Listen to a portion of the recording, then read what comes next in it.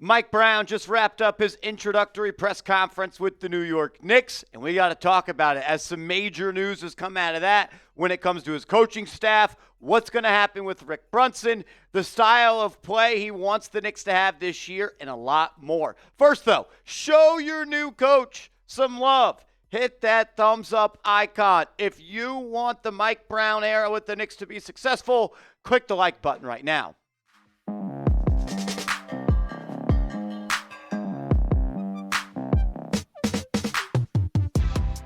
Welcome into New York Knicks Now by Chat Sports. I am your host, Marshall Green. Appreciate everybody for rolling in.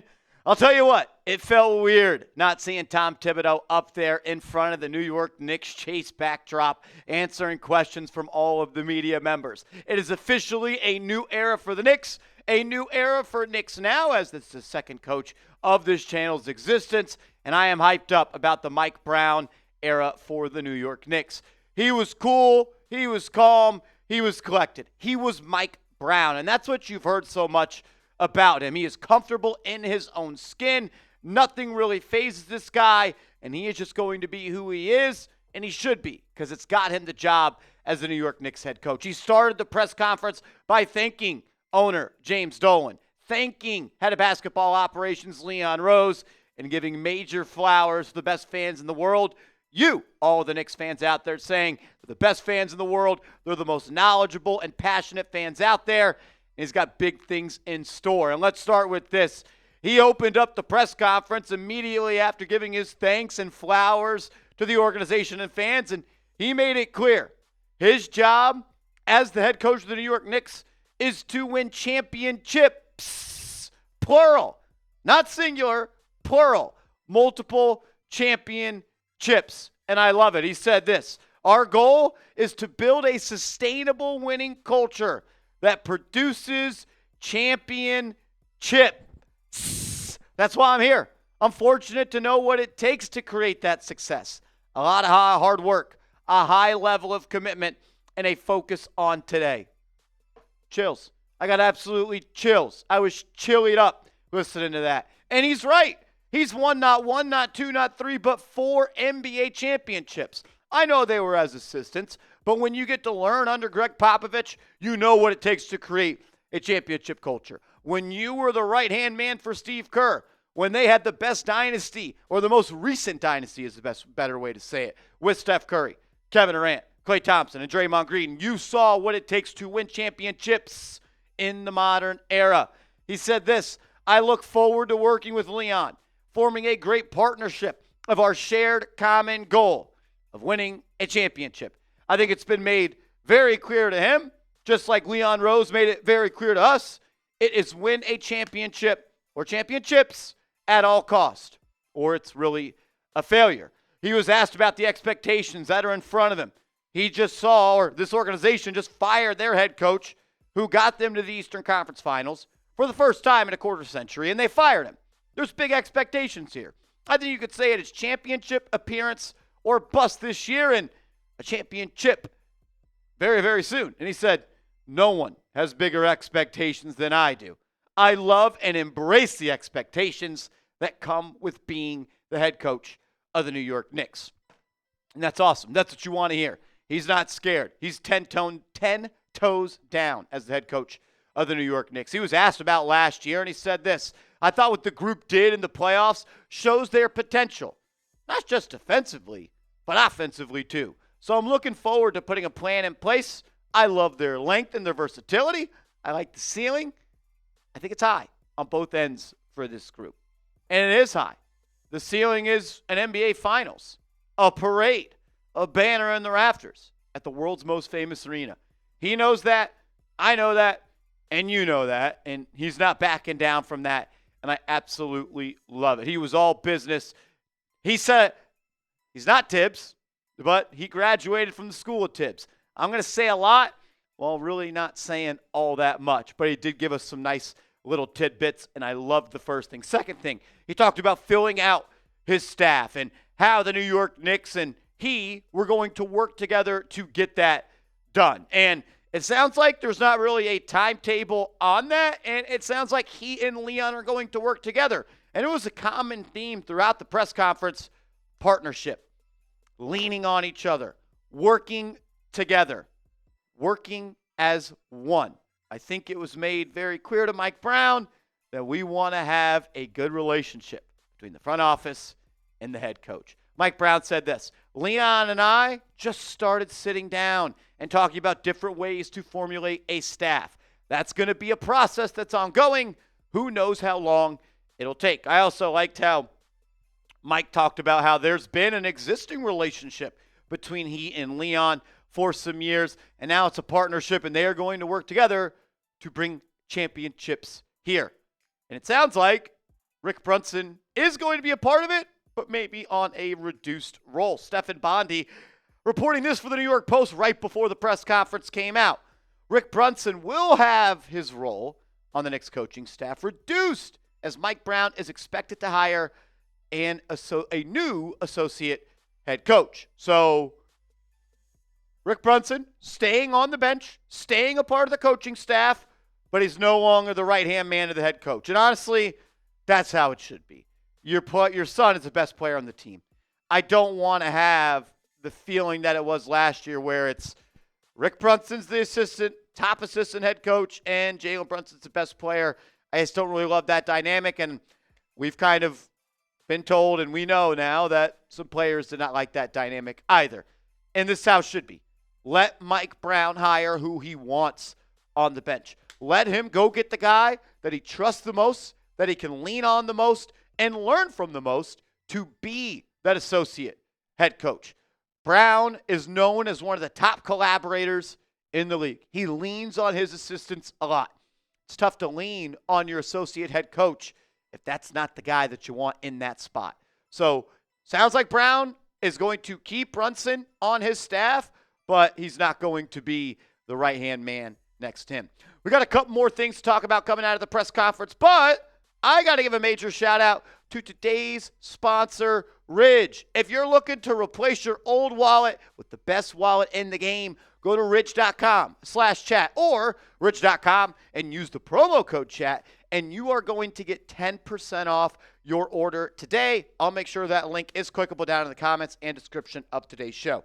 I used to have a really old crusty wallet, and it was disgusting. And when I would pull it out at a restaurant or a bar when I was on a date, I'd feel a little bit embarrassed. But now with Ridge, I feel good about my wallet, and so do others, as it has over 100,000 five-star reviews. Also, over 50-plus colors and styles to choose from.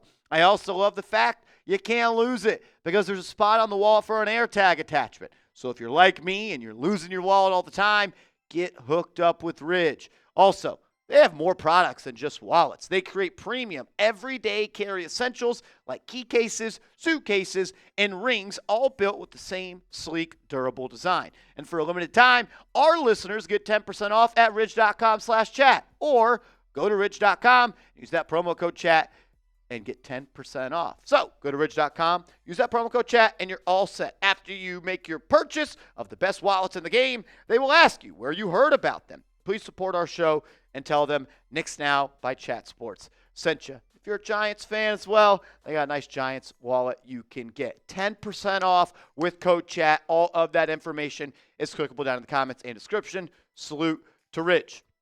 All righty.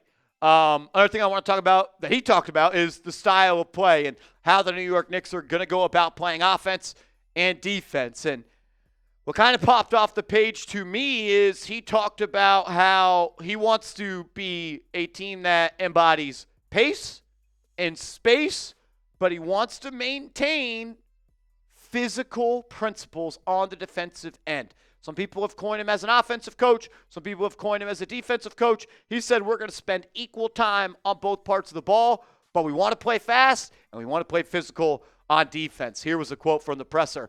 Everybody knows I like to play fast. Like I said, we have an outstanding roster. I'm excited about that. To have a guy like Jalen Brunson out there, it gives you the type of diversity to play all types of ways, which is what it's going to take over the course of a ball game. And I love that. And I love the fact that Mike Brown lets his players, he lets his tools in the tool shed determine the type of work he is going to do.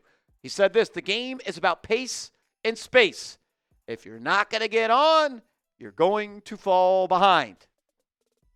I'll just leave that at that. He also said this: you have a philosophy on both ends of the floor that you have to make sure fits with your personnel. When asked, is there a Mike Brown way of doing things, or is Mike Brown's way of doing things based off his team? We told you that's why we liked him going in to the interview process. And when he was hired, my favorite thing about it was he lets his team, his roster, his talent, his players determine how he is going to coach. And I love that very, very much, that he is going to continue to do that. This team has talent. This team has versatility. They can play multiple ways. It's Mike Brown's job to figure out what the best way is and then hammer that home. Something else that popped off the screen to me was just the experience, man. Experience. To be able to be ready for whatever life throws at you, you got to have experience. And he has that. He said this on Coaching Stars in the past: that's part of my evolution. I learned a lot from those guys, and they're all different. That's what makes my experience, background, be unique. And when you've coached guys like David Robinson and Tim Duncan, and Tony Parker, and Manu Ginobili, you know what it takes to be a dynasty. And then when you coach a young LeBron James, you know what it's like to be the coach of maybe the biggest player in the game. Like, that's what makes his experience and background unique. Like, you have to learn from LeBron, and you have to teach LeBron. And coaching LeBron, as we know, is not all that easy. And then you go and you coach Kobe Bryant, and you coach Dwight Howard, and you coach Steve Nash. Some loud personalities there. You got to figure out how to handle all of those egos and stars. Then you go to Golden State, and you're coaching Steph Curry, and you're coaching Kevin Durant, and Draymond Green, and Klay Thompson, and Boogie Cousins comes aboard as well. Like, you've coached some of the biggest stars to ever play in the association. And I think that's going to help you with this job. Knowing how to relate to players is big as a head coach. And while no player on the Knicks is on the level that we talked about for the 12 guys we just mentioned, there's some big personalities. Big enough for Mikal Bridges to go out there and criticize Tom Thibodeau's rotation midway through the season. Karl Anthony Towns is a big, loud personality. Like Josh Hart, how's he going to handle that? There's been talk about OG Anunoby's not the easiest to work with. Like, your past experiences are going to help you teach and coach and work with this roster. It's a talented roster, and Mike Brown's a talented coach. And I'm ready to see what comes out of it this year. What's your confidence level in Coach Brown? Has it changed since the initial news was dropped? Scale it from 1 to 10. 1 being you got no confidence in him. 10, you got all the confidence in the world. Look, at an introductory press conference, you don't show your cards. You're holding pocket aces, you don't show them. But there were things that we could take away from it.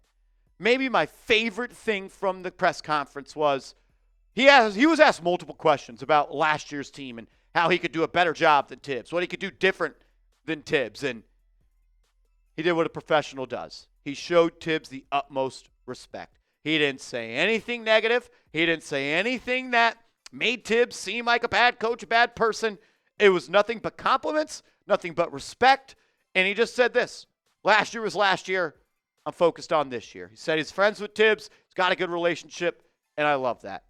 You don't kick a man while he's down, and Tibbs isn't down. He's getting paid $30 million not to coach. But I love the respect and the mutual respect he has for Tibbs. And look, when the Knicks win a championship under Mike Brown, Tibbs should deserve a lot of credit and will get a lot of credit for that. Make sure you are following me on social media. I'm on Twitter. I'm on IG @MarshallGreen_.